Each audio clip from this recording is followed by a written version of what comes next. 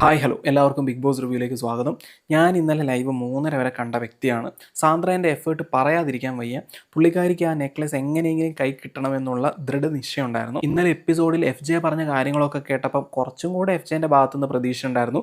പുള്ളിക്കാരൻ ഈ പറയുന്ന കാര്യങ്ങളൊക്കെ പറഞ്ഞിട്ട് പോത്തുപോലെ അവിടെ കിടന്നുറങ്ങുന്നതായിട്ടാണ് കാണാനിടയായത്. അവിടെ സാന്ദ്ര ആയിക്കോട്ടെ രമ്യ ആയിക്കോട്ടെ ഉറക്കം വളച്ചിരുന്നിട്ട് എന്തെങ്കിലും ഒരു പഴുതുണ്ടോ എന്ന് നോക്കിയിരിക്കുന്നതായിട്ടെങ്കിലും കാണാൻ കഴിഞ്ഞു. ശരിക്കും പറഞ്ഞാൽ മോഡേൺ സിനിമാസ് ടാസ്കിൽ കോൺസെൻട്രേറ്റ് ചെയ്യുന്നതിന് പകരം അവരുടെ പേഴ്സണൽ ആയിട്ടുള്ള പ്രശ്നങ്ങളിൽ കോൺസെൻട്രേറ്റ് ചെയ്യുന്നതായിട്ടാണ് രാവിലെ തന്നെ കാണാൻ കഴിഞ്ഞത്. വിയാനേൻ്റെ ഡ്രസ്സ് വിക്കൽസ് രമ്യ പറഞ്ഞിട്ട് ബാത്റൂമിൽ നിന്ന് നമ്മുടെ ഹൗസിലേക്ക് കൊണ്ടുവെക്കുന്നുണ്ട്. അതായത് വിക്രത്തിനെ മാറ്റാൻ വേണ്ടിയിട്ട് പാറു പറഞ്ഞിട്ടുണ്ടായിരുന്നു, അതിൻ്റെ ഭാഗമായിട്ട് ചെയ്തതാണ് എന്നാണ് പറയുന്നത്.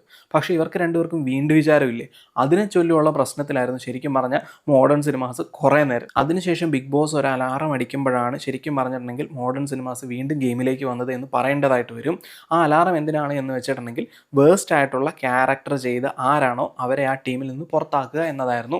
മോഡേൺ സിനിമാസിനോടായിരുന്നു ചോദ്യം ബിഗ് ബോസിൻ്റെ, നിങ്ങളുടെ ടീമിൽ ആരാണ് വേഴ്സ്റ്റ് എന്ന്. അപ്പോൾ എല്ലാവരും FJയുടെ പേരാണ് പറഞ്ഞത്. ശരിക്കും പറഞ്ഞാൽ ക്യാരക്ടർ FJ ചെയ്യാൻ ശ്രമിച്ചിട്ടുണ്ടായിരുന്നു, പക്ഷേ ഇൻട്രോവേർട്ടാണ് എന്നും പറഞ്ഞുകൊണ്ട് ഗ്രൂപ്പിൽ നിന്നടക്കം മാറി നിന്നതാണ് ശരിക്കും പറഞ്ഞാൽ എല്ലാവരെയും ചൊടിപ്പിച്ചത്. FJനേക്കാളും താന്ന പെർഫോമൻസ് കാഴ്ചവെച്ച വിയാന ഉണ്ടായിരുന്നു, രമ്യ ഉണ്ടായിരുന്നു. പക്ഷേ ഗ്രൂപ്പിലുള്ള പാർട്ടിസിപ്പേഷൻ വെച്ചിട്ടാണ് എല്ലാവരും FJയുടെ പേര് പറഞ്ഞത് എന്ന് പറയാതിരിക്കാൻ വയ്യ. FJ ഇന്നലെ ഒരു പ്ലാനൊക്കെ പറഞ്ഞിട്ട് പോത്തുപോലെ കിടന്നുറങ്ങി. അതിൻ്റെ ചുരുക്കം എല്ലാവർക്കും ഉണ്ടായിരുന്നു. അത് ഇതിൽ തീർത്തു എന്നാണ് എനിക്ക് തോന്നിയത്. അതിനുശേഷം എല്ലാവരും ലിവിങ് ഏരിയയിൽ ഇരിക്കുന്നത് കണ്ടിട്ട് സാന്ദ്രയാണ് ഒരു പുതിയ പ്ലാനായിട്ട് വരുന്നത്, എങ്ങനെ നമുക്ക് ആ നെക്ലസ് മോഷ്ടിക്കാമെന്ന്. ശരിക്കും പറഞ്ഞാൽ നല്ലൊരു പ്ലാനായിരുന്നു.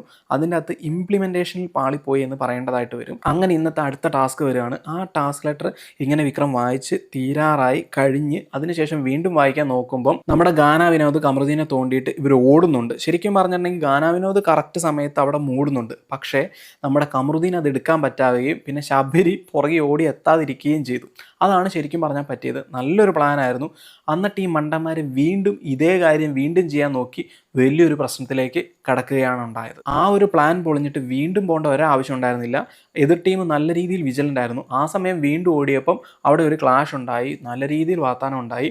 നമ്മുടെ ഗാന വിനോദിൻ്റെ ആയിക്കോട്ടെ, ദിവ്യയുടെ ആയിക്കോട്ടെ, സുഭിക്ഷയുടെ ആയിക്കോട്ടെ, കമറുദ്ദീൻ ആയിക്കോട്ടെ, പാറുവിൻ്റെ ആയിക്കോട്ടെ, എല്ലാവരുടെ വായിൽ നല്ല രീതിയിൽ വർത്താനം ഒഴിഞ്ഞിട്ടുണ്ടായിരുന്നു. ഇനി നമുക്ക് ലൈവ് കാണുന്നതിലേക്ക് വരാം. ഒരു ഭാഗത്ത് വിയാനേൻ്റെ പരാതിപ്പെട്ടി കൊണ്ട് നിറയുമ്പോൾ മറ്റു ഭാഗത്ത് അലറിച്ചയാണ് എല്ലാവരും. എന്തു പറ്റിയെന്നറിയത്തില്ല. മേ ബി 2 ദിവസം കൊണ്ട് കിടന്നുറങ്ങാത്തത് കൊണ്ടാവാം, ആ ഹൗസിൽ ഇത്രയും നാൾ നിന്നതുകൊണ്ടാവാം, എല്ലാവരും ഇങ്ങനെ കോഴി വിളിച്ച പോലെയാണ് പറയുന്നത്. ഇനി നമ്മുടെ ക്യാപ്റ്റൻ ആണെങ്കിലും അതിനേക്കാൾ ബേഷ് എന്ന് പറയേണ്ടതായിട്ട് വരും.